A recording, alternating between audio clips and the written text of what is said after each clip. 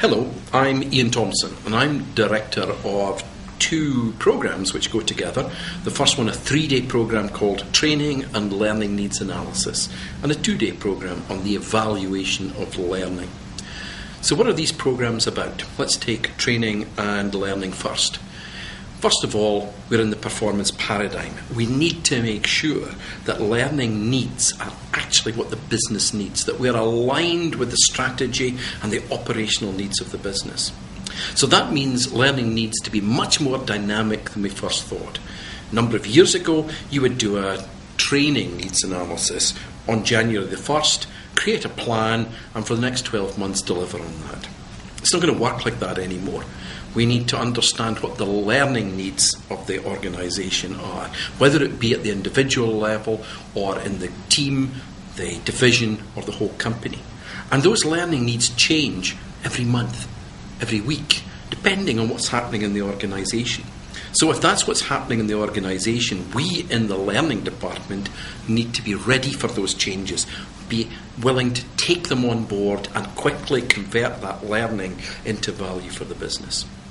So this is about working with people in the organisation, the operational managers, understanding their performance issues and working with them to identify real solutions, working with their direct reports, recognising the problems that they have and how we can fix them. Is every problem negative? Hopefully not. A new piece of business comes in, a new opportunity, they need to learn some new skills. So there's a positive training need. So it's not just about finding everybody's weaknesses and fixing them. So it's a very important function as organisations go through periods of significant change. And that's where I think we need to be, right in the middle of that change. We also need to understand that these interventions are a combination of some pieces of training and some elements that are non-training. And hopefully we can identify some of those in the programme. Not that you need to become an expert consultant, but you need to be able to recognise when the training will not deliver the performance. And you probably have been in a situation where you've delivered some training and it doesn't seem to have fixed the problem. So we need to be very good analysts in identifying what we need to do. Let's move on to the 2-day programme on evaluation. So what do we do there? Well, we're probably going to start looking at the 5 levels of evaluation, the Kirkpatrick Phillips model as it's called. So we'll spend a little bit of time looking at level 1, the reaction sheet. What do participants really need to contribute to make sure that we can improve and continuously improve our programs? Not every participant is an expert in learning or an expert in how good the trainer is, and often we have trainers who try and make the training fun and meaningless just so that they get good scores. So we need to get beyond that and say, what do we really need from the reaction sheets? What about measuring learning? Many organisations do nothing about checking that the individual has learned something at the end of the programme. Now, why is that not good? Well, first of all, I as a trainer have no measure of my success. The individuals have no measure of their success. So when they go back into the business and the operations manager calls me and says, I'm seeing no improvement, I've got no evidence that the individual has been successful in the training. At least if I've measured the learning on the training, then I can say there would seem to be other issues. I know your people can do this because I've tested it. So we need to measure learning to help the participants to take ideas back to the business. But that's where the real value is. What is the behavioural change we see in the business? That's level 3. And we should be able to identify what the change is right at the beginning of the process, right at that time in the learning needs assessment. Not only do I need to know what you need to learn, but what impact will that have on the business in terms of your behaviour? So if I go in an Excel spreadsheet program, then I should be seeing you use the Excel spreadsheet on a regular basis.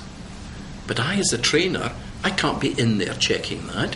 That is something that you, as a manager, would need to be checking, working with your direct reports and reporting back to us when that intervention has not been successful.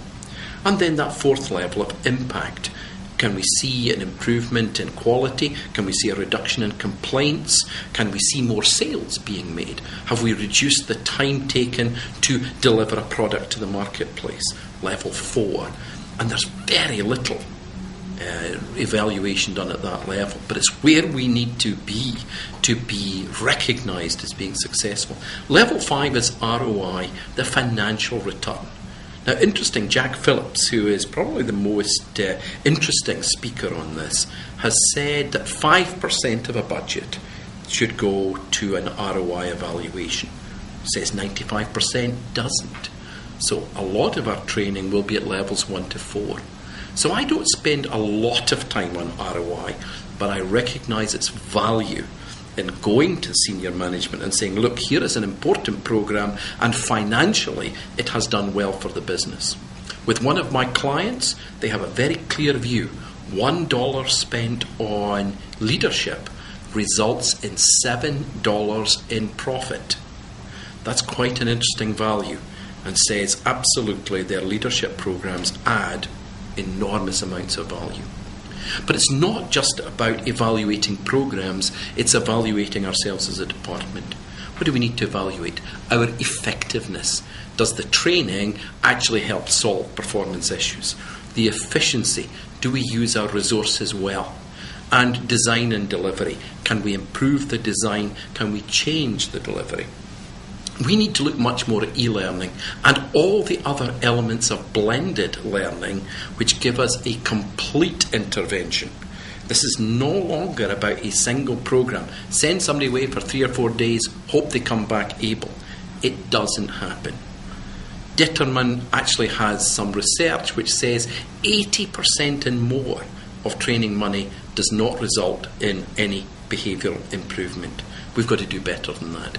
And so in looking at our department, we must build in continuous improvement. Kaizen, as the Japanese called it. So we need to look at all those elements and over time make sure that we're continuously improving what we offer and how we offer it. Hopefully, I'll see you soon on these programs.